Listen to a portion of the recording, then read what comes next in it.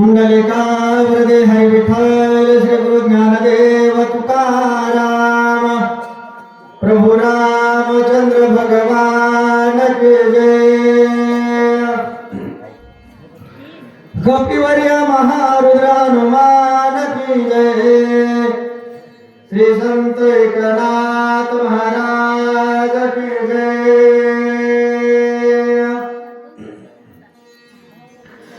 हरे हरे हरे। श्री गणेशाय नमः। श्री सरस्वते नमः। प्रभु रामचंद्राय नमः। हनुमान अत्यंत विश्वासे अनुसरोने वनासे आनंद ग्रामासे जेते भरतासी निवासे।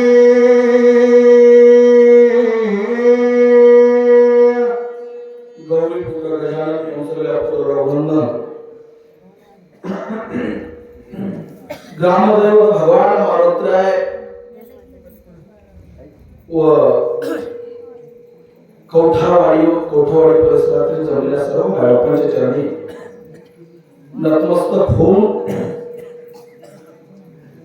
विशेष युद्धकांड प्रसंगातील 5वा अध्याय भक्तिरस ओतलेला आहे अध्यात्माचा अध्याय आणि अध्यात्म असा आहे दोन भक्तांनी आणि दोन भक्ताचा संगम चालू आहे। कोण कोणाला बोलावं त्यासाठी अधिकार असला पाहिजे। उगाच्या कोण कोणाला येत नाही आणि इकडं तिकडं काहीच बोलता येत नाही असा विषय आहे। एवढ्या गोळ्या अशा अजिबात कुणीकडे जाता येत नाही। दोन भक्तांचा विलाप आहे, दोन भक्तांचा संगम आहे, दोन भक्तांनी चाललेला संवाद आहे। भक्तांनी भक्तासाठी केलेलं कार्य तुम्ही आम्ही आमच्यासाठी करतो, परंतु त्या ठिकाणी चाललेला संवाद आहे तो देव भेटण्यासाठीचा संगम आणि दोघांनी विलाप करत असताना त्या ठिकाणी असतं भगवान मारुतराय अनुसरणी मानसी। माणसं बोलले तर माणसाच्या बोलण्याला पुढे नाही गेले। काय भक्ती असेल, काय प्रेम असेल कोणाचं त्या ठिकाणी असणार भगवंतरायाचा असणार अत्यंत विश्वास। आता अत्यंत विश्वास कशाला तुमच्या आमच्या जीवनामध्ये विश्वासच राहिला नाही।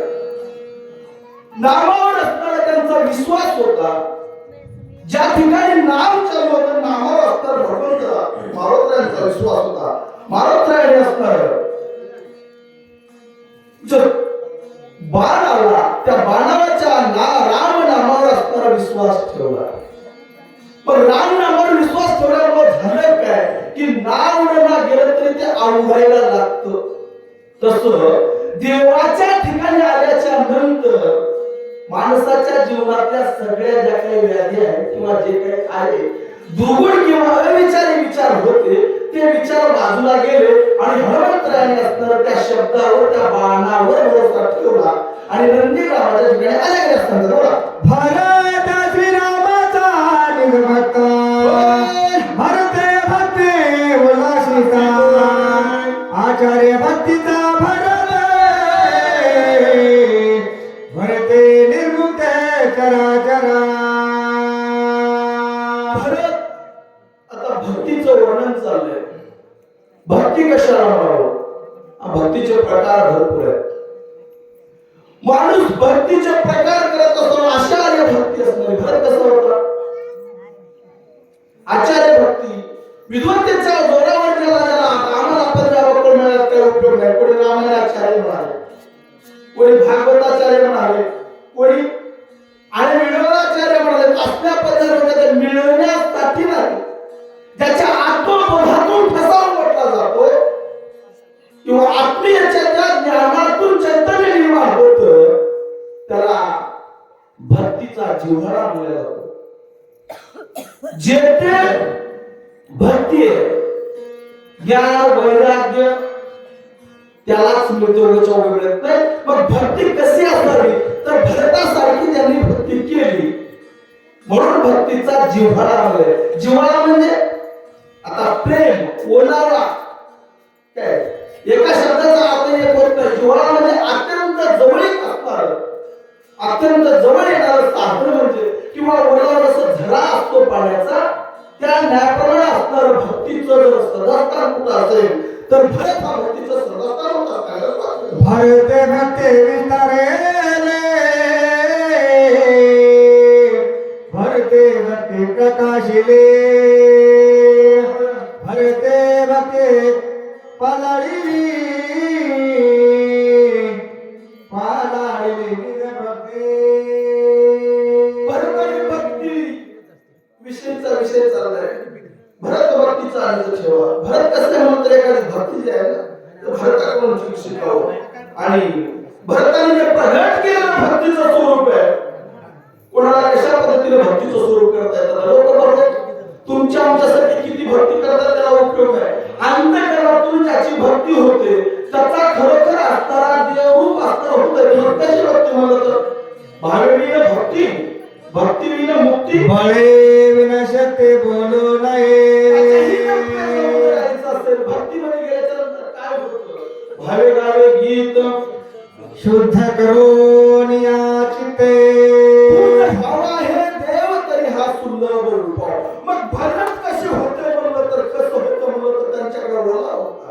त्यांच्याकडे असणारे काय होतं म्हणलं तर देवच आणखी काय एवढ्या प्रकारचं अंतःकरण म्हणजे भरत आणि प्रभू आमच्याकडे एक ठाई दिसत होते. अशा प्रकारची भक्ती असणाऱ्या भरताची भगवंतावर भक्ती म्हणतात. भरत भक्ती जाणील ठेवा भरत भक्तीचा विसावा भरत भक्तीचा बोलावा भक्तीच्या गावारी गम भरता भरत भक्तीचा ठेवा भरत भक्तीचा विसावा. आता विसावा कशाला म्हणावं?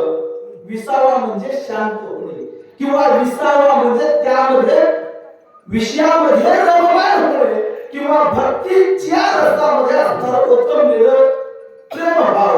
त्या प्रेमभावामध्ये रसमान होऊन जो काही व्यस्त किंवा अव्यक्त असतो त्याचा अर्थ निघतो त्याला म्हणावं भक्तीचा विसावा.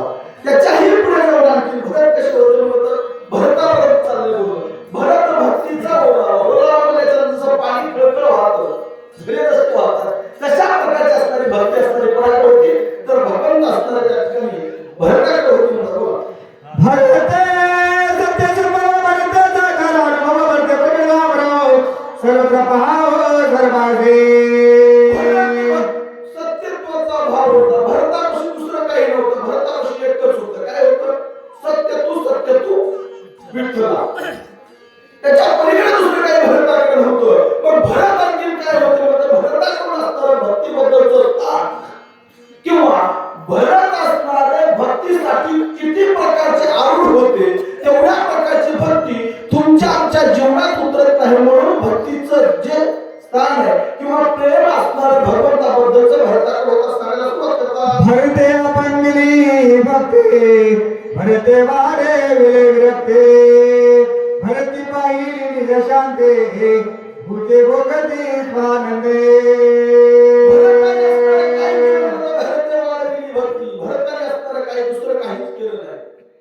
भक्तीचं स्वरूप आवडलं. आता भक्ती कशाला म्हणावं?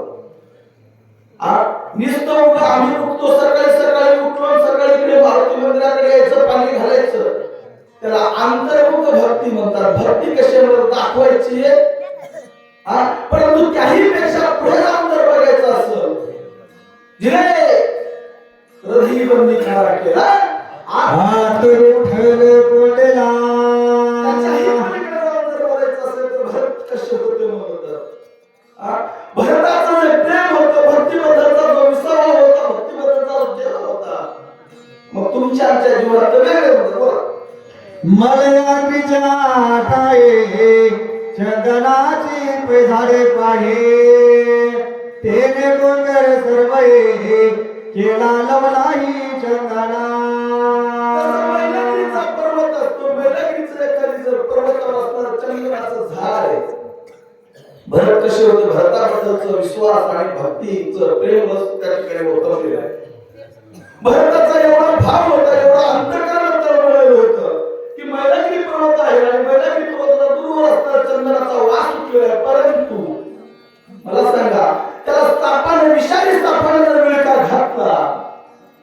हा?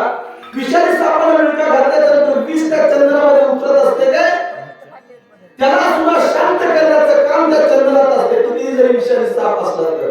किंवा एखाद्या ठिकाणी जाऊन चंदनाचा वास एखाद्या कुठल्या दुर्गंधीला सहन करू शकत नाही, त्याच्याही पलीकडे असणार भरताकडे ज्ञान होतं, भरताकडे असणार अशा प्रकारचं वैराग्य होतं आणि भरताच्या अशा पद्धतीची त्या ठिकाणी भक्ती होत नव्हतं. नाहे आपण ते गेला, नाहे उपडोले आनेला, अंगवाते वरून गेला, तेने गिरी केला चंदना.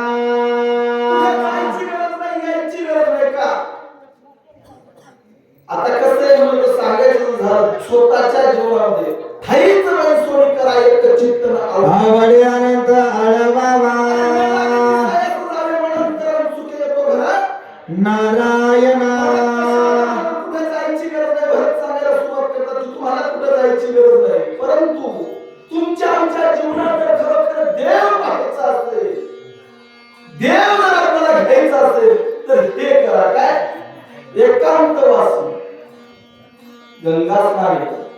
त्याच्याही पुढे जाऊन जर भरताचं कसं होतं म्हणजे कुठं जायची गरज नव्हती, भरताकडे सुरुवात केली, एवढ्या प्रकारची भक्ती असणारी भरत एक वनस्पतीचा बळीवारे चंदन केला डोंगरा, बाटत से तो फेरे सुवास थोरे आवरेना. एक वनस्पतीचा बळीमार. आता एखाद्या जंगलामध्ये असणाऱ्या अनेक प्रकारच्या वनस्पती आहेत, परंतु त्या ठिकाणी जंगलामध्ये दुसरं काही दिसत नाही. चांगले माणसं, सुविचारी कुविचारी माणसं प्रत्येकाच्या जीवनात दिसतात. किंवा चंदन आहे, चंदनाला जर आपण लपून ठेवलं काय तर त्याचा सुवास निघून घेणार आहे का बाहेर? एखाद्या ठिकाणी अगरबत्ती लावून ती अगरबत्ती जर तिचा वास असणारा, सुगंध असणारा बाहेर जाऊ नये असं त्या पद्धतीने ठेवलं तर ती राहू शकत नाही. तशाच प्रकारची बोरी, भाबळ, रानकाठ्याची झाडं असतील, अनेक प्रकारची झाडं आहेत, त्याच्यामध्ये जर चंदनाचं झाड असेल तर ते झाड ओळखणार नाही का, त्याचा सुगंध सोडायचा तो ठेवणार आहे का? तशाच पद्धतीचं असणारे आमचे लक्ष्मण राय होते असणार. माझ्या जे हृदयी भगवंते हो भगवंते मूर्तिमंते, तिने काय नवे प्राप्ते सभागे संते त्रिजगते. चराचरामध्ये भरून उरलेला असणारा भगवंत माझ्याच जो हृदयात आहे ना, तो प्रत्येकाच्या हृदयात आहे का? विश्वाचे माझे घर काय, विश्वात ज्यांनी घर केलेलं आहे अशा प्रकारचा भगवंत त्या ठिकाणी आहे. तोच भगवंत त्यांच्याकडे आहे, तोच माझ्याकडे आहे असं जो मानेल ना, फक्त मानायची आपली वृत्तीच होत नाही. अवघड आहे, म्हणून माणसाला दुसरं काही कळत नाही. आणि जर एवढ्या प्रकारचं जर मानलं ना तर अजिबात भांडण व्हायची गरजच नाही. रामायण झालं नसतं पुढे. बोला. दृष्टी विषय समस्त राम रूपे देखत भरेत, दृश्य दृष्टा दर्शन देत सदा होत राम रूप. दृष्टी विषय समजतं. प्रत्येकाची दृष्टी जशी दृष्टी तशी दृष्टी आहे. जे जे दिसेल ते असं एवढं नाशवंत होणार आहे, परंतु आमची नजर चांगली नाही. आता सांगायचं झालं तर भरताचं कसं होतं, काही जरी भरतानं पाहिलं तर ते सर्व राममय दिसत होतं. काय ताकद असेल बापूसाहेबांची. दुसरं त्यांना काही आठवत नव्हतं.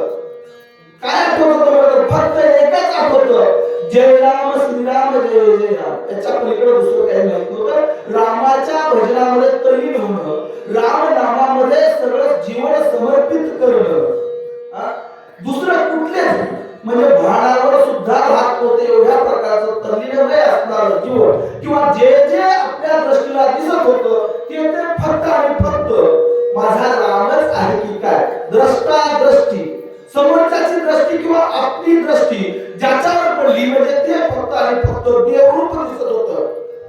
बाकी दुसरं काही दिसत नव्हतं. असल्या प्रकारची त्याची दृष्टी आहे. मग आता लोकांच्या अनेक प्रकारच्या दृष्टी आहेत, मी सांगू शकत नाही. बरोबर श्रवणे शब्द परताची गाणे शब्दार्थ श्रीराम आपले श्राव्य श्रावक श्रवणे स्वयचित गण होणे ठाके कावडी शब्द परताची जाण. कानावर जर प्रत्येक शब्द आला असेल, आता बघा, माणसाच्या जीवनामध्ये जसा माणूस आपल्याला भेटतो त्याच्यासारखं वागणारे आजकाल लोक आहेत. मग त्याला काय म्हणावं म्हटलं तर रंग बदलून गिरगिट. काय समोरचा रामनाम केला की रामनाम, पुढचा शरणात केला की शरणात. परंतु आमच्या भारताचं तसं नव्हतं. जे शब्द श्रवण करण्यासाठी येत होते ते शब्द सुद्धा रामच येत होते. रामाच्या व्यतिरिक्त भारताला दुसरं काही आठवत नव्हतं आणि सर्व गोष्टी ह्या चिन्मय रूपातून असणार रामच वाटत होतं. म्हणजे कानाला ऐकू आलेलं सुद्धा राम वाटत होतं आणि कानाच्या बाहेर जाणारी गोष्ट सुद्धा असणारे भगवंताला, पण भरताला त्या ठिकाणी राम नाही करत होते.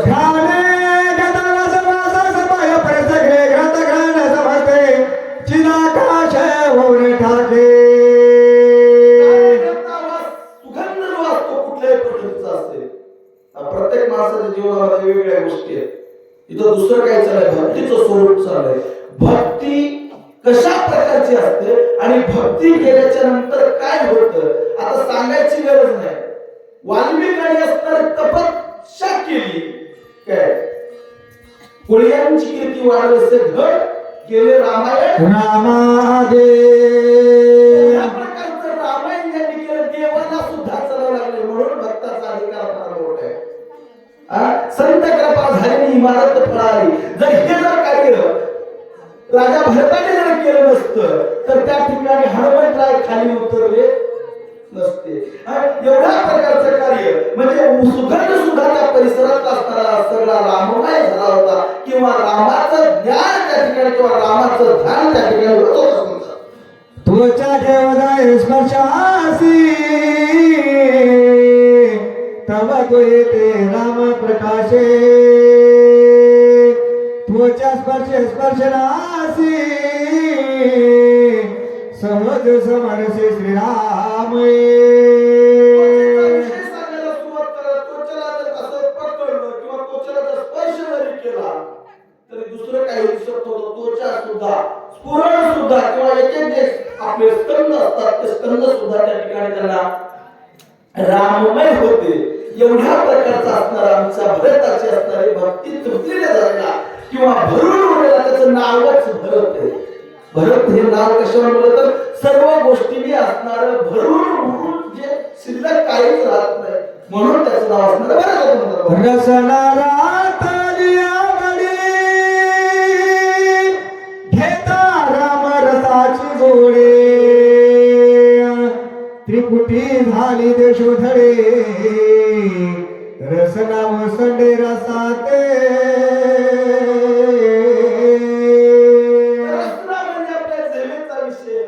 काय आता ही तर सगळ्यात अवघड गोष्ट आहे बरं.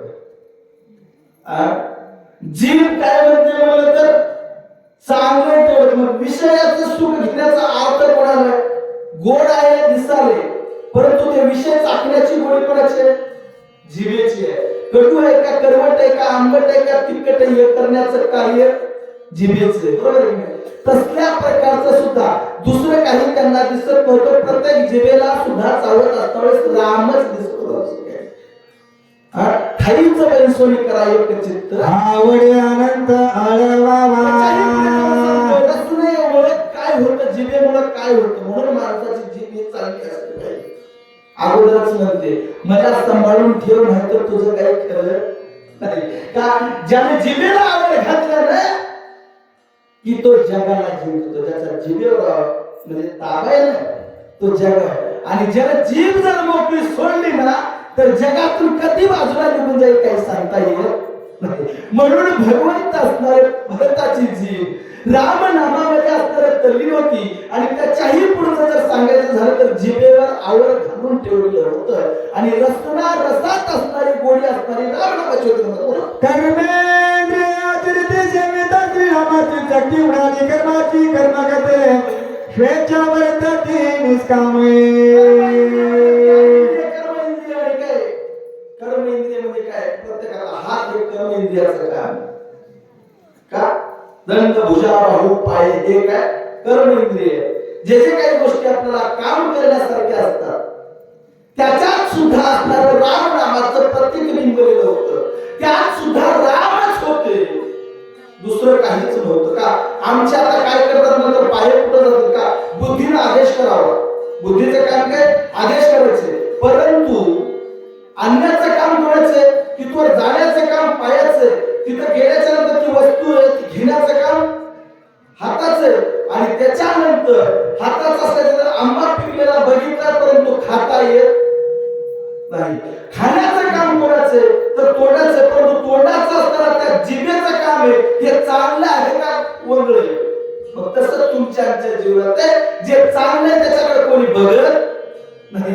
तसं फिरत असणार आहे प्रभू राम नामाच्या जीवनामध्ये. म्हणजे प्रत्येक कर्मेंद्रिय असतील ज्ञानेंद्रिय असतील ह्या सगळ्या गोष्टींचं अवसान असणार भगवंताचं राम नामात थोडा सांगतात. आईचा भरत रामे कोंडला तो देशाची राम झाला. हनुमान अत्यंत दुखावाला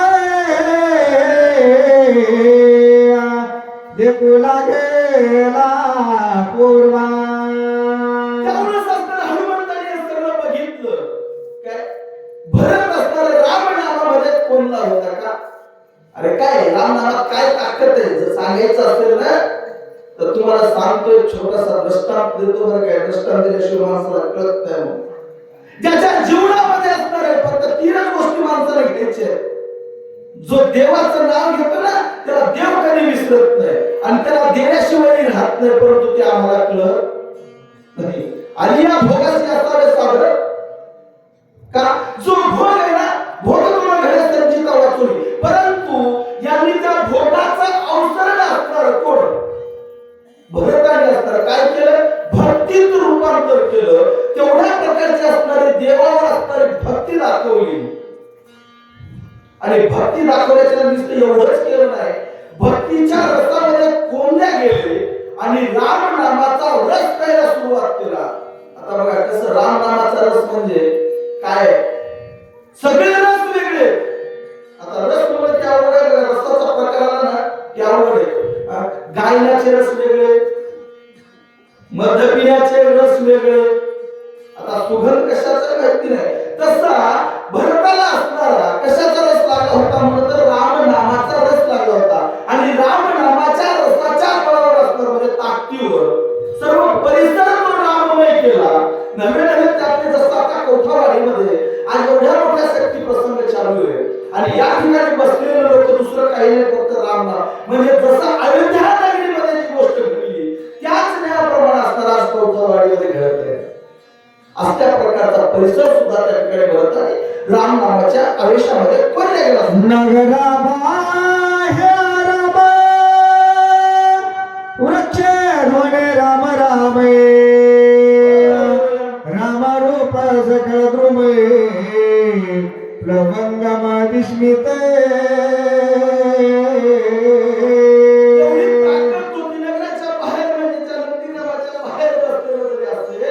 वृक्ष असतील, दगड असतील, विटा असतील, धोंडे असतील, काय त्या ठिकाणचं वर्णन करावं. सगळं राममय झालेलं होतं.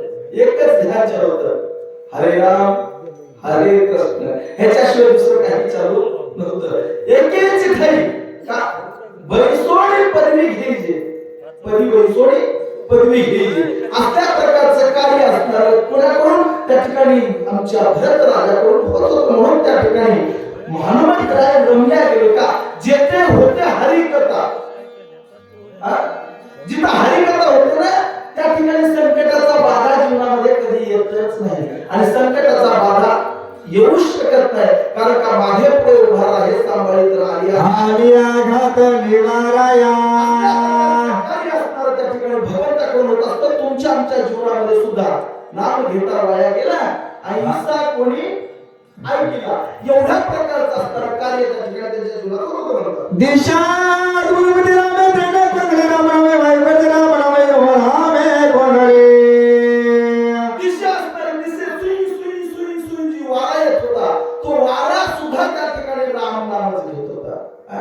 एवढंच नाही, चहूबाजूने असणार जे चारही दिशा, पूर्व असेल, पश्चिम असेल, दक्षिण असेल, उत्तर असेल, नव्हे नव्हे आपलं शरीर ज्या ठिकाणी उत्तर दिशा आहेत, आठ त्या सगळ्या दिशा सुद्धा असणार आहे राम नामामध्ये धुमून गेलेल्या होत्या. मग किती भक्ती असेल, काय भक्तीचं वर्णन करावं भरताच्या. भरत एवढे प्रेमळ होते की त्यांनी ज्या ज्या ठिकाणी वास केला त्या त्या ठिकाणचं सर्व तृण सुद्धा त्या ठिकाणी राम करत होता. सतसंगे धरास रे भूते वागविते निरंतरा सांडून कठिनत्व प्रकारे मृत्वारोवारे स्वय झाले. संतांची संगत कधी चांगली असते का? सत्संगामध्ये गेल्यानंतर दुसरं काही आठवत नाही. म्हणून माणसानं सत्संगात जावं, म्हणून माणसाला हरिकीर्तनात जावं, परंतु आम्हाला ते घडत नाही. अलभ्य आला कसं आहे म्हणलं तर, अरे आम्हाला सत्संगाचं ज्ञान दिलं ज्या जीवनामध्ये आम्ही जन्माला आलो. आता कसं कसं म्हणलं तर माणसाच्या जीवनामध्ये संगत कशी घडत असते त्याच्यावर अवलंबून आहे. संगतीचे परिणाम खूप आहेत. चोरांच्या संगतीत गेल्याच्या नंतर चोरच व्हावं लागतं. सज्जनाच्या संगतीत गेल्याच्या नंतर सज्जन होतं. बैसता संताचे संगती कळे कळू आले कमळापते. सज्जनाच्या संगतीत बसल्याच्या नंतर सज्जन होते, तर दुसऱ्याच्या संगतीत बसल्याच्या नंतर दुसरं होतं. त्याच्याशिवाय दुसरं काही दिसत नाही. याच्यावरती असणारे खूप प्रश्न आहेत का आपल्याला सांगायचं झालं तर माणसाच्या विचाराचा प्रगल्भ जर चांगला असेल, क्षणोक्षण हाची करावा विचारांतरावा या पार भाव सिंधू. आमचे विचार खालच्या थराचे असतील ना तर आमच्या विचारात काही फरक पडत नाही. तसे विचार भगवंताचे कोणाच्या त्या ठिकाणी भरताचे होते. भरतांच्या समोर असणारा सर्व परिसर सुद्धा त्यांच्या सारखाच होता. म्हणून असताना ते राममय होत होते आणि दुसऱ्याला त्यांच्या संगत कशी असावी. मासीची संगत जर समजा तुमचा आमचा भाव कुठं वाढते, मासी आहे बघा, मासी जर लोखंडावर बसली तर त्याची किंमत काय वाढते काय? वाढत नाही. परंतु जर संगतीचा दुरुपयोग सांगालो, संगतीच्या पद्धतीचं सांगालो, कारण का संगत जर समजा मासीला सोन्याची घडली, सराफा दुकानावर मासी गेली आणि आपण वजन करता वेळेस तीच मासी त्या तराजूच्या पारड्यात बसतो. संगत कोणाची झाली? सोन्याची. किंमत कोणाची आली? सोन्याची. आणि तीच जर मासी विष्णूच्या संग गेल्याच्या नंतर तिची संगत कोणाची होईल म्हणून. तसं तुमच्या आमच्या जीवनाचं आहे. तुमच्या आमच्या जीवनात संगतीला फार महत्व आहे. मी सांगतो, अनेक वेळा सांगतो की संगत सभोवतालच्या परिसरावर अवलंबून नसते, संगत करणे हे आपल्यावर अवलंबून आहे. आमची संगत जर बिघडली ना तर आमचं आयुष्याची राख रांगोळी झाल्याशिवाय राहत नाही. परंतु एका वेळेस संगत बिघडली तर काही जीवनात होत नाही. पंगत जर बिघडली तर एक वेळचं जेवण मिळणार नाही. तशाच पद्धतीचं असणार कोणाला त्या ठिकाणी भरताची जी संगत होती, भरतांच्या संगतीत असणार. कोणाची संगत होती? कोणाच्या संगतीत राहत होते? संतांच्या संगतीत राहिलं. जे सुविचारी लोक होते त्यांच्या संगतीत भरत राहत होते आणि त्यांचे विचार सुद्धा आनंदीमय होते. सत्संगती वनावली अतिशांती घनशाली एकत्मता विचारणीवर फुलागली या विरुद्धे. संगती बोलावलेली होती का? संतांच्या संगतीच्या सानिध्यामध्ये झालेलं होतं. आज जो चांगला सोहळा आहे ना तो संत संगतीचा आहे. संत संगती मिळाल्याच्या सद्गती मिळाल्याशिवाय कारण का नामात एवढी ताकद आहे की नाम घेतल्याच्या नंतर जीवनामध्ये दुसरा काही बाधाच होऊ शकत नाही. ते कुठलेही असो, परंतु आमचं नाम घेण्याकडे लक्ष राहत नाही. आमच्या दुसऱ्याकडे का फक्त एकच माहिती आहे आम्हाला. काय माहितीये? संपत्ती कशी गोळा करता येईल तेवढं. म्हणून आता मी 1000 वेळा सांगतो महाराज, संपत्ती तुम्ही कधीही गोळा करू शकता, परंतु जीवनामध्ये ना संततीकडे लक्ष द्यावं महाराज. संततीकडे, कारण का संतती ही कमवता येत नाही, संपत्ती कधीही कमवता येते. तसं भरतानी असणारे काय केलं म्हणलं तर स्वतःच्या संपत्तीकडे लक्ष दिलं नाही. कशाकडे लक्ष दिलं म्हणलं तर स्वतःच्या संगतीकडे लक्ष दिलं आणि संगतीकडे लक्ष दिल्यामुळे असणारा स्वतःचा उद्धार त्या ठिकाणी भरतानी करून होता. सतसंगती झाली जीवना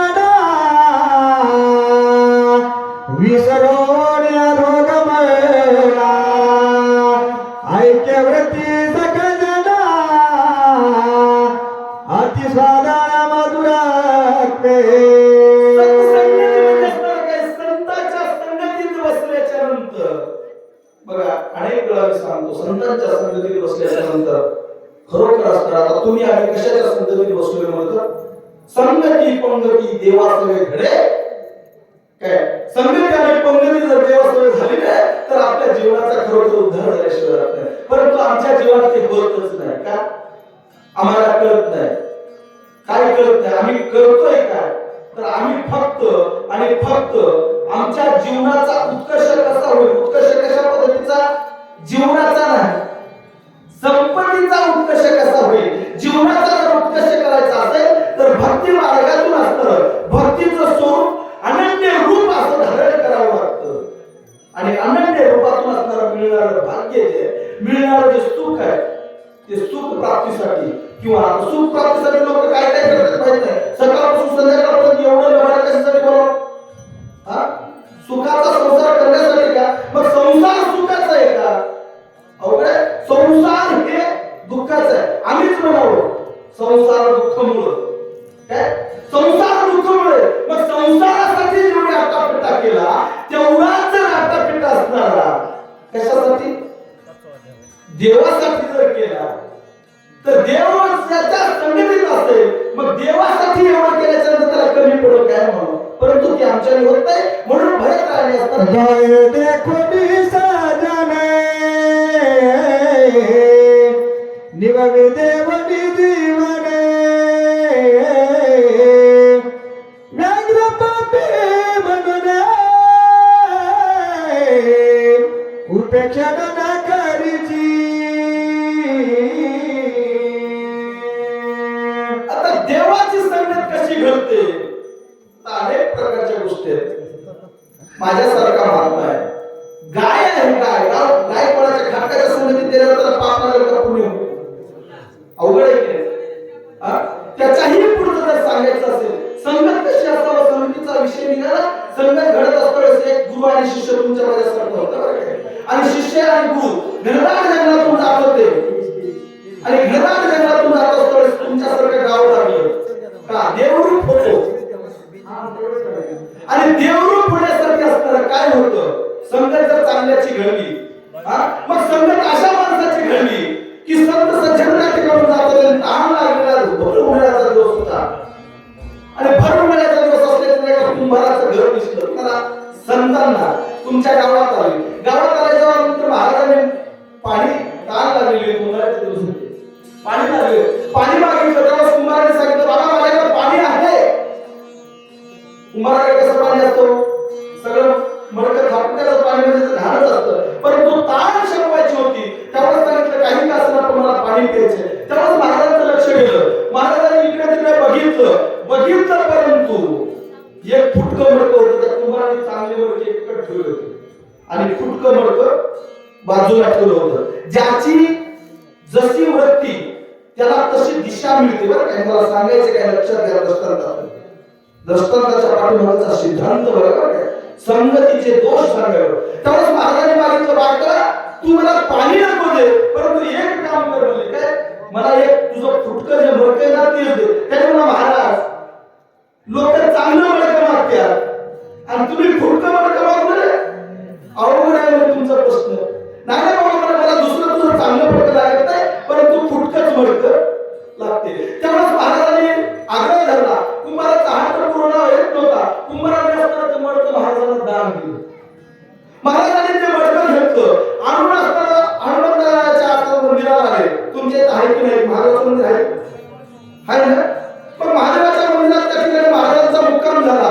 महाराजांनी विचार केला याच्या संगतीत गेल्यावर काय होतं ते सांगायला परिणाम.